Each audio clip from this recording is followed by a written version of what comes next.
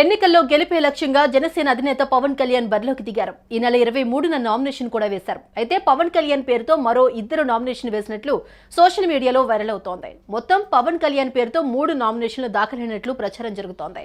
ఇందులో వాస్తవం ఎంత అనేది ఇప్పుడు చూద్దాం.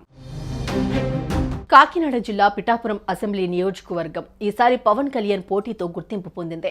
కూటమి అభ్యర్థిగా జనసేన అధ్యక్షుడు ఇక్కడి నుంచి నేరుగా బరిలోకి దిగడంతో అన్ని పార్టీల్లోనూ ఆసక్తి నెలకొంది. పవన్ కు పోటీగా 22 మంది నామినేషన్లు వేశారు. దాంతో ఈ స్థానానికి మొత్తం 23 నామినేషన్లు వచ్చాయని ఆర్వో తెలిపారు. వంగా గీత వైసీపీ నుంచి పోటీ చేస్తున్నారు. ఇక పరిశీలన ఉపసంహరణ తర్వాత బరిలో ఎంతమంది మిగులుతారు అన్నది వేచి చూడాల్సి ఉంది.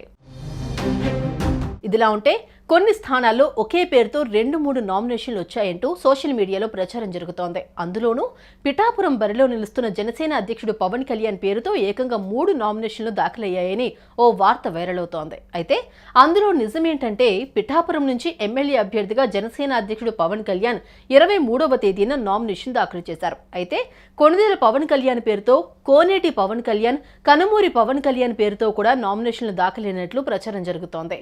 పవన్ కళ్యాణ్ పేరుతో వేరే వాళ్లు కూడా నామినేషన్లు దాఖలు చేశారని సోషల్ మీడియాలో వార్తలు వైరల్ చేస్తున్నారు. నిజానికి ఎన్నికల కమిషన్ వెబ్సైట్లో చెక్ చేస్తే పవన్ కళ్యాణ్ పేరుతో 3 నామినేషన్లు ఉన్నట్టు కనిపిస్తున్నాయి. కానీ అవి వేరే వాళ్లు వేసినవి కాదు. ఆ 3 పవన్ కళ్యాణ్ దాఖలు చేసినవే. 3 కూడా కొణిదెల పవన్ కళ్యాణ్ అనే ఉన్నాయి. కొంతమంది నేతలు నామినేషన్ దాఖలు చేసేటప్పుడు 2 గానీ 3 గానీ సెట్ల అఫిడవిట్లు సమర్పిస్తారు. ఏదైనా తప్పు దొర్లి ఏదో ఒకటి తిరస్కరణకు గురైనా ఒక్కటైనా ఉంటుంది అన్న ముందు జాగ్రత్తతో ఇలా 3 సెట్లు దాఖలు చేస్తూ ఉంటారు. అలా వేసిన 3 నామినేషన్లే ఇప్పుడు వెబ్సైట్లో కనిపిస్తూ ఉన్నాయి.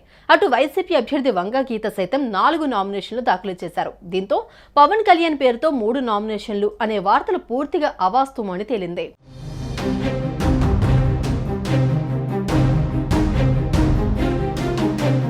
సుమన్ టీవీలో మీ పర్సనల్ అండ్ బిజినెస్ ప్రమోషన్స్ కోసం కింది నెంబర్కి కాంటాక్ట్ చేయండి.